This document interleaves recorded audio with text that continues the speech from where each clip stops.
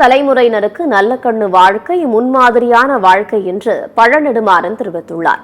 சென்னை சேப்பாக்கம் கலைவாணர் அரங்கில் கம்யூனிஸ்ட் கட்சியின் முதுபெரும் தலைவர் நல்லக்கண்ணு நூற்றாண்டு விழா நடைபெற்றது. இதில் உலக தமிழர் பேரவையின் தலைவர் பழநெடுமாறன், தவாக தலைவர் வேல்முருகன், நக்கீரன் கோபால், நடிகர் விஜய் சேதுபதி உள்ளிட்டோர் கலந்து கொண்டனர். இதில் நல்லக்கண்ணுவை போல முகமூடி அணிந்து சுமார் 50க்கும் மேற்பட்ட குழந்தைகள் உறுதிமொழி எடுத்துக் கொண்டனர். பின்னர் பேசிய பழநெடுமாறன், மக்களுக்கு தொண்டு செய்வதையே தன் கடமை என்று உணர்வதற்கு நல்லக்கண்ணுவை போன்ற முன்மாதிரியான ஒருவர் கிடையாது என்று கூறினார்.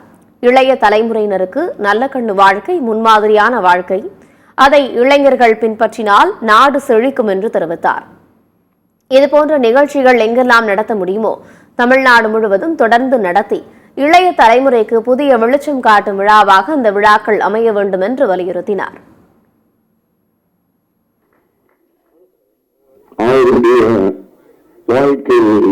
நம்முடைய இளைஞர்கள் மக்களுக்கு தொண்டு செய்வதே தங்களுக்கு கடமை என்பதை உணர்வதற்கு அவரை போன்ற முன்மாதிரியான ஒருவர் வேறு கிடையாது.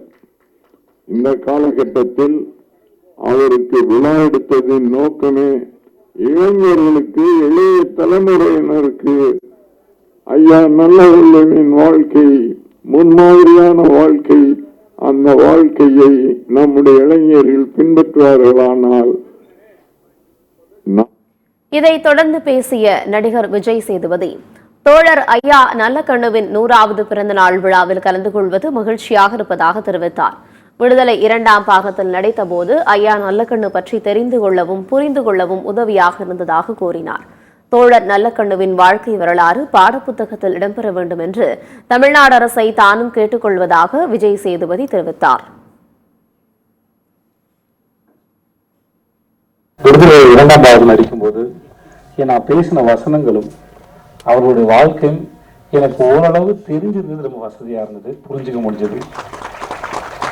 அதில் மஞ்சள் வசனம் சொல்லுவாங்க, இன்னைக்கு பல பேர் தோல்ல துண்டு போடுறதும் காலில் செருப்பு போடுறதும் தீபாவளி பொங்கல் போனஸ் வாங்குறதும் 8 மணி நேரங்கிறது வேலை நேரமாக இருக்கிறதும் ஞாயிற்றுக்கிழமை விடுமுறையாக இருக்கிறதும் ஒன்று மாதிரியான பல தோழர்கள் போராடி ரத்தம் சிந்தி இந்த அதிகாரத்தாலையும் முதலாளிகளும் தாக்கப்பட்டு ரத்தம் சிந்தி உயிரிழந்து வாங்கி கொடுத்து நீங்கள் எத்தனை பேருக்கு தெரியும்னு. அது தெரியாத பல பேரில் நானும் ஒருத்தன், அதில் பலனடைஞ்ச பல பேரில் நானும் ஒருத்தன். பின்னர் பேசிய தமிழக வாழ்வுரிமை கட்சி தலைவர் வேல்முருகன், தமிழக இளைய சமுதாயம் ஏதோ ஒரு போதையில் இருக்கிறார்கள். சினிமா போதை அல்லது சாராய போதை அதனுடைய வெளிப்பாடுதான் அண்ணா பல்கலைக்கழகத்தில் நடந்த அநியாய அட்டூழியம் என்று குற்றம் சாட்டினார்.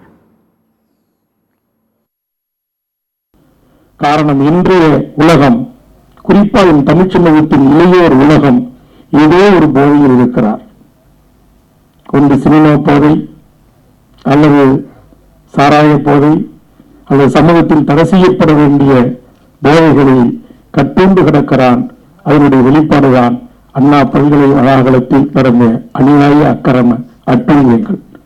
ஆக இவற்றிலிருந்து இந்த இளைய தலைமுறையை மீட்டு நல்வழிப்படுத்துகின்ற மகத்தான தலைவர்கள் வாழ்ந்த இந்த வரலாறுகளை அந்த அடுத்த தலைமுறைக்கு செய்தியாக நாம் கடத்தி அதிலிருந்து நல்லக்கண்ணு போன்ற நல்ல முத்துக்களை நாளை இந்த தமிழ் சமூகத்திற்கு போராட, வாதாட, களத்தில் நிற்க அவர்களை தயார்படுத்த வேண்டிய பொறுப்பும் கடமையும் அடுத்தடுத்த தலைமுறைக்கு இருக்கு.